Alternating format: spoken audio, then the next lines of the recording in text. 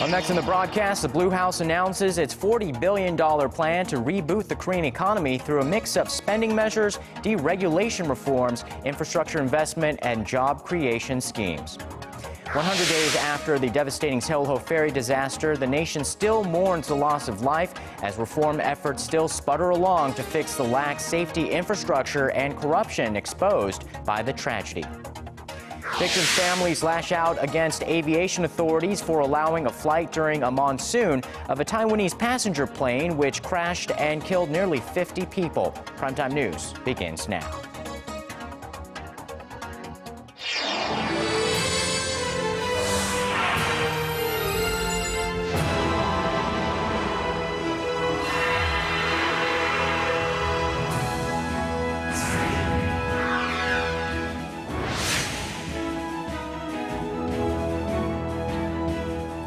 Welcome to Primetime News, live from Seoul. I'm Sean Lim. And I'm Kang Tae-ri. Thanks for joining us tonight. Korea's new economic policy team, led by Finance Minister Choi Kyung-hwan, unveiled a $40 billion stimulus plan this Thursday to breathe life into the sputtering economy. Our Hwang Ji-hye has the details on where the money will go and how the minister wants to place a heavy hand on the private sector to spur growth. Korea's new economic team is all geared up to shake the country out of its low-growth rut. Finance Minister Choi Kyung-hwan said Thursday that the government will seek aggressive fiscal policies that will boost spending by some 12 trillion won, or roughly $11 billion in the second half of this year. The government will also set aside around $28 billion in loans and funds to promote corporate activities.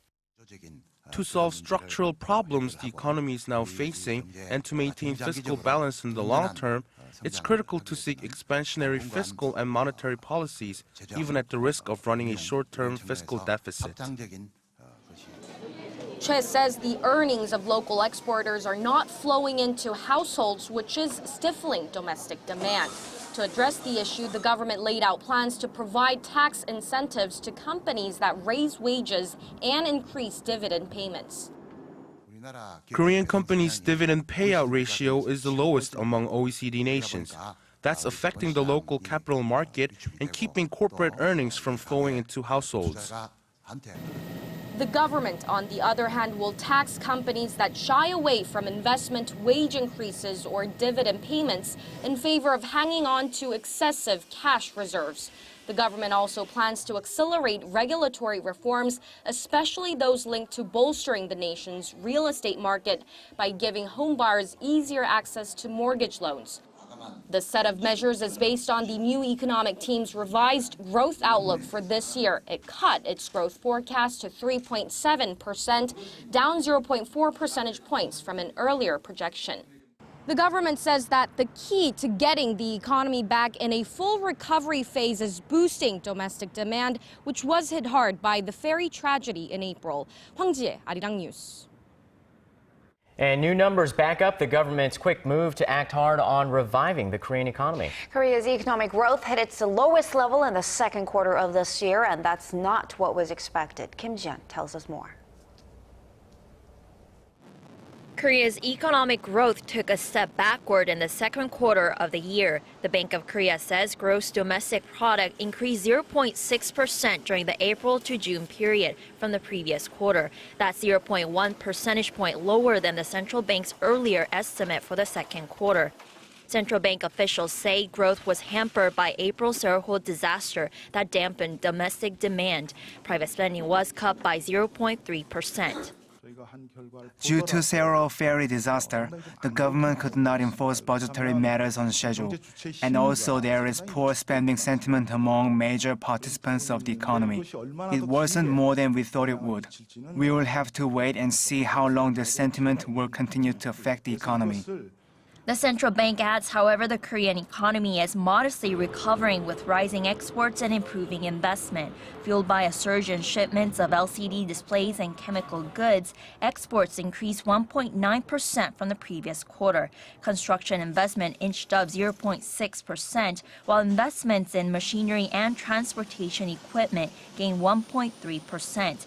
An analyst from Seoul-based IM Investment and Security says the economy will pick up in third quarter. The Sewol-ho incident dragged down domestic demand at the end of April and May, but it stopped affecting consumption in June. GDP growth in the third quarter is expected to recover by up to 0.9 or 1%. The analyst said he believes Korea's GDP in the third quarter could rise up to 4% compared to the same period last year. Kim Jeon, Arirang News. And to talk more about the state of the Korean economy, Professor Young Junsuk from the Catholic University of Korea is joining us. Thanks for coming in today. Thank you for having me. Now, what did you think of the policy package? Do you think they will see the desired results? Okay, well, it's a very active policy, especially compared to the previous chief of economy. I'm not sure if it'll have the effect as big as the current team hopes it'll have. There's a lot of policies I like.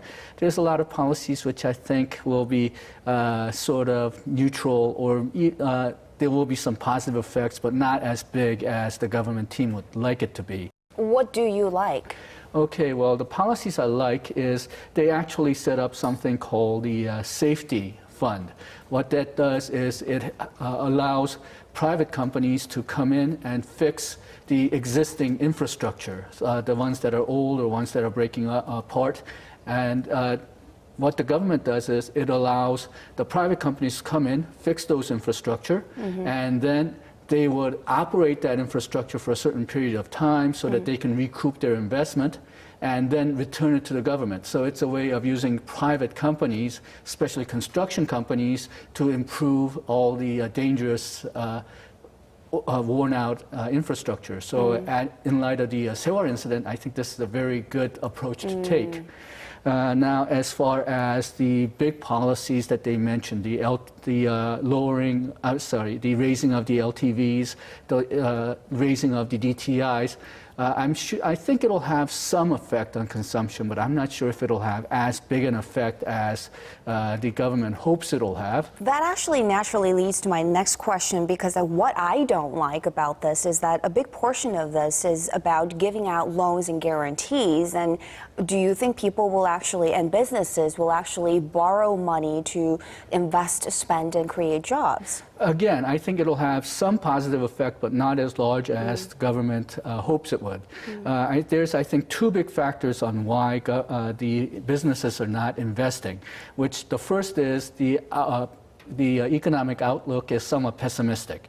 The economic growth rate, even the optimistic ones, are not really that high for Korea in the next year or two. And then coupled with that is sort of the government policy uncertainty. We didn't know whether they would, government would have an expansionary policy or government would have a contractionary policy, especially the Bank of Korea, because there was some argument saying that the interest rate was actually too low. Well, both the president and the finance minister seem to be willing to push the boundaries when it comes to raising household income through salaries by giving companies either incentives or disincentives, depending on how you look at it, to raise salaries beyond the average. Do you think that's a correct approach? I'm sort of questionable about that approach. A lot of people think that the retained earnings by the companies are keeping cash instead of investing this amount or giving the money out in dividends. I think a lot of people think that this is one of the major reasons why Korean consumption and investment hasn't picked up. But according to a lot of reports, there isn't actually that many firms which are making a lot of profit to have those retained earnings. A lot of that retained earning cash is actually held by Hyundai Motors and Samsung Electronics, and the other Jaeger companies apparently don't have as much retained earnings. We have talked to experts, though, who have said that there were opportunities, and there are opportunities that the big conglomerates are missing out on in terms of increasing their investment. So is there an inertia in terms of investment at the big conglomerates? Is it due to fear, or is it due to lack of ability, or something else? Well, if you look at the last couple of years, when the conglomerates tried to invest domestically in what they thought was going to be profitable, they met a lot of resistance, because usually that meant going into fields like bakery or neighborhood supermarkets, which were very much thought to be chaebols are going into unfair trading practices, going into that area. So I think that played a lot in sort of making the chaebols more reluctant to invest domestically. Right now, I think because they've gotten so much bad press in the last 2 or 3 years, they don't want to do something that seems too big. They don't want their names out there. And really quickly, would a rate cut next month help? It will help, but I'm not sure if it'll help that much. If it's going to be a cut, it'll be 0.25%, and I'm not sure if that'll be too much of a help. It'll probably be more symbolic than anything else. Okay. All right, Professor Yang, thanks so much for your insight tonight. Thank you. Thank you. Curry's comments came in response to your gateway to the day's biggest stories in Korea and around the world. Breaking news, the hottest interviews, and a whole lot more. Join Arirang Sean Lim and Kang Che-ri from the heart of Seoul. News begins now. Primetime news, weeknights, live at 10 on Arirang TV.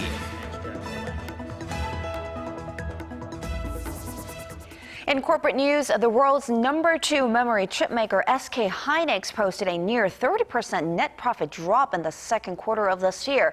But the chip maker tipped firm market conditions and better numbers moving forward. Connie Lee has more. It was the first drop in quarterly profit in 2 years. Korea's SK hynix, the world's second biggest memory chip maker, said Thursday that its second quarter net profit fell nearly 30% from a year ago. Their net profit came to about 674 billion won, or about $658 million US dollars. The company blames the drop on its corporate bonds or irregular expenses arising from its past bond issues. Its operating profit, which does not take into account these irregular expenses, fell less than 3%, signaling the recent net profit fall as an exception. Analysts say good market conditions and increasing demand for memory chips will help the company in the next quarter and in the long run. The decline in the net profit is an exceptional case. The company's third quarter earnings are expected to improve in light of new products planned by mobile manufacturers and the growing demand for personal computers. New mobile products like the highly anticipated iPhone 6 from Apple, a major SK hynix client, is just one example. Both the company and analysts see a firm market demand and expect a much better performance in the coming quarter. Connie Lee, Arirang News. And staying on the earnings front, Hyundai Motors operating profit for the second quarter dropped by more than 13% on year to $2.8 billion US dollars. This was mainly due to the strong Korean won eroding its sales overseas. Korea's top steelmaker POSCO said its operating profit dropped to 7% on year, totaling $816 million. POSCO cited the overall drop in prices of steel products. And last but not least, LG Electronics also reported its operating profit coming in at nearly $590 million, surging 26.5% on year on the strong performance of its mobile and TV units. The company shipped a record 14 million smartphones during the second quarter, a 20% on-year jump thanks to its new high-end G3 smartphone model.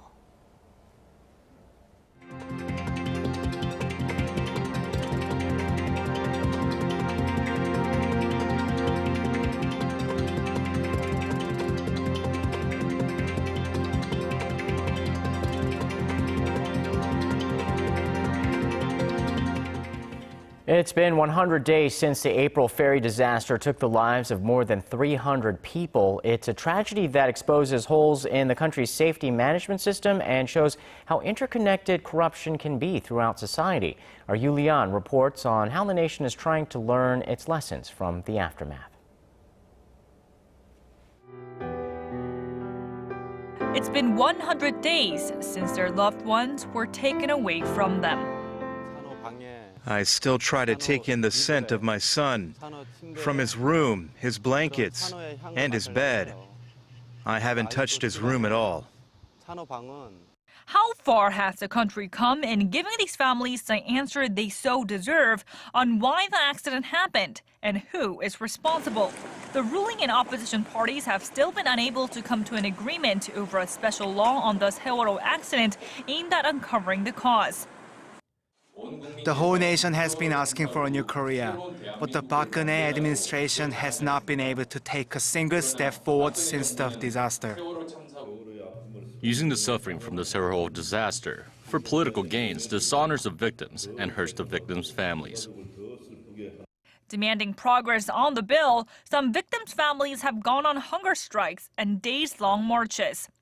The massive manhunt for the practical owner of the Sewol-ho ferry, Yoo Byung-eun, ended in vain when it was confirmed earlier this week that his heavily decomposed body was found last month. Taking responsibility over the failure to catch the fugitive shipping tycoon, the senior prosecutor in charge of the investigation, Choi Jae-kyung, offered to resign. Prosecutors also revealed that Yoo was hiding behind an upstairs wall in one of his villas in the south of the country, and that investigators had searched the building while he was presumably there. The revelations are only adding to the growing distrust of the prosecution, which has funneled massive financial resources into the investigation to no avail. Down in Pyeongmugang Harbor at the site of the accident, search operations continue for the 10 victims that remain unaccounted for. 294 people have been confirmed dead. Yurian, Arirang News. Two opposition candidates in the July 30th by-elections withdrew this Thursday in a bid to merge voting blocks of liberal voters. Candidate Ki Dong-min of the main opposition New Politics Alliance for Democracy stepped down from the running for Seoul's Dongjak-bi constituency in order to boost the opposition bloc's chances of winning against ruling Saenuri Party candidate Na Kyung-won, who will now run against Justice Party candidate No Hae-chan. In the electoral district of Gyeonggi-do Province Suwon-D constituency, opposition party candidate Chun Ho-sun of the Justice Party also dropped out, narrowing down the list of candidates to the ruling party's Im Tae-hee and the main opposition's Park Kwang-on. And speaking of elections, for those who want to get the election out of the way early, 2 days of early voting for the July 30th by-elections begins on Friday. The National Election Commission expects the early voter turnout to reach about 6%, although it could be higher because 15 parliamentary seats are on the line, the largest ever number for by-election in Korea. Polling stations will open at 6 a.m. and close at 6 p.m. on Friday and Saturday. According to election law, as of Thursday, the media has been barred from broadcasting any new public opinion polls on the by-elections. President Park Geun-hye is expected to sit down with the Tokyo governor in Seoul on Friday upon his request. Governor Yoichi Matsuzoe is in Seoul on a 3-day trip aimed at thawing frosty ties between Korea and Japan through city-to-city diplomacy, but is garnering just as much attention for its timing. Bilateral relations remain tense amid historical and territorial differences. This Friday's meeting will be the first between President Park and a Japanese politician since she took office early last year. The Korean president has yet to meet with her Japanese counterpart Shinzo Abe in a bilateral meeting, who reportedly told Matsuzoe before he left for Seoul about his desire to improve relations with Korea.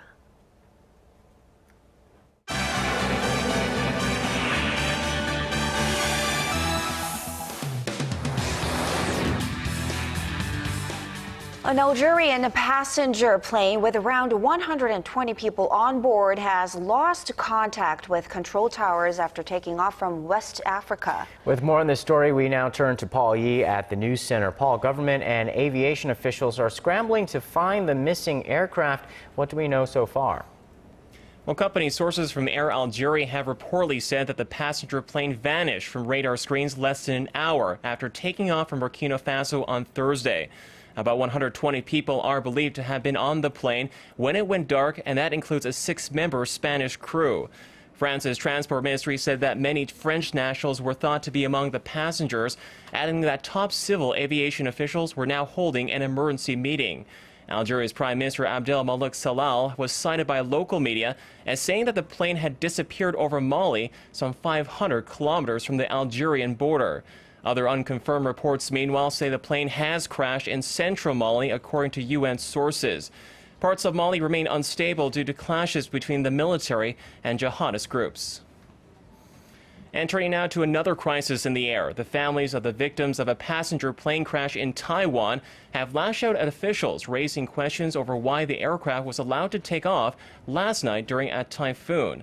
The Trans-Asia Airways flight crashed Wednesday evening local time, killing 48 people and injuring 10 others on board amid storming weather as it attempted to make an emergency landing at Magong Airport on Penghu Island. The Taiwanese Transport Ministry has denied any wrongdoing, defending that weather data showed the domestic flight had met safety requirements. Taiwan's Aviation Safety Council is investigating whether the weather conditions or human error caused the accident. Rescuers said Thursday they had recovered the black boxes from flight GE 333, raising hopes to an answer of what caused the country's worst air disaster in a decade. And finally, Facebook has released its earnings report for the second quarter, with the social networking pulling in $2.2 billion in revenue, easily beating out market expectations. Facebook stock hit record highs in after-hours trading, with its shares nearly tripling over the last year. The company said that mobile advertising now made up nearly 2/3 of its overall ad revenue. There's really no other place online or in mobile contexts like Facebook, given the global reach, given just the sheer number of people and businesses and organizations on the platform, and then all the different things that people use Facebook for on a day-to-day basis. It really is so unique. Analysts also praise Facebook for taking steps to attract younger demographics through acquisitions such as WhatsApp and 3D reality tech firm Oculus. And that wraps up our look at international stories making headlines around the world. I'll see you back here tomorrow night.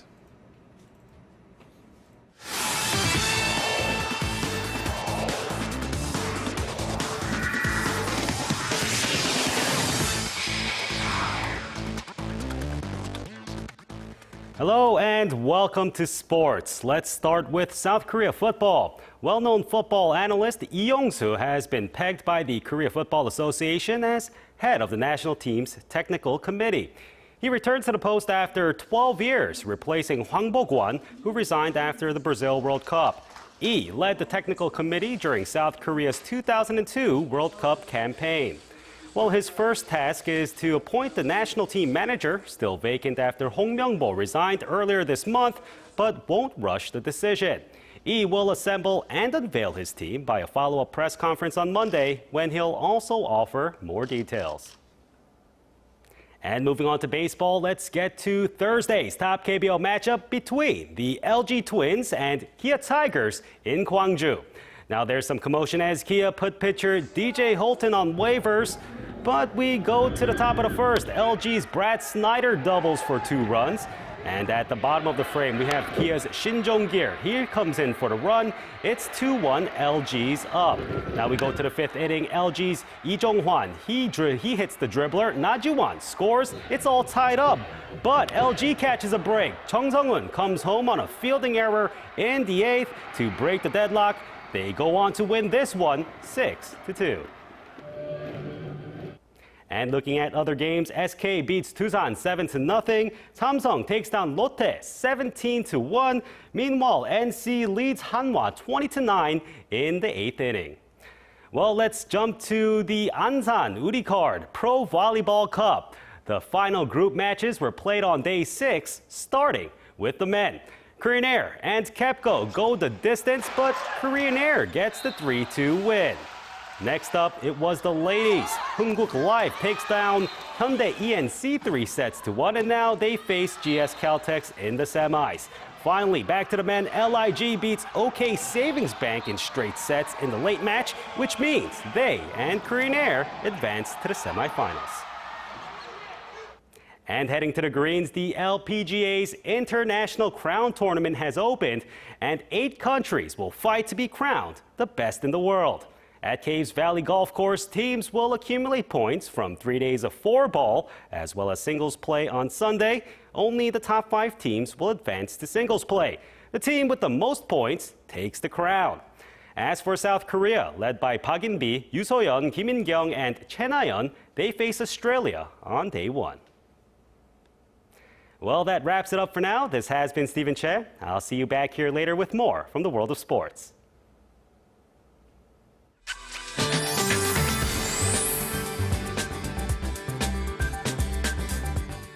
Hello and welcome everyone. I'm Kim Bo-kyung with your weather updates. What a rainy day we're experiencing here in Korea. A heavy rainfall watch has been issued for both Jeollado provinces, with areas there getting 10 to 40 millimeters of precipitation per hour.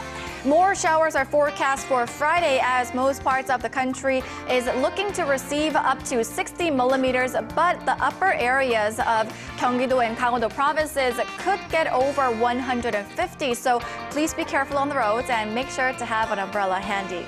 Friday's nationwide showers are largely due to Typhoon Matmo, which will downgrade to a tropical storm landing on the West Sea. This could lead to over 40 millimeters of heavy downpours per hour, accompanied by strong winds and stormy conditions here in Seoul as well as Gyeonggi-do province.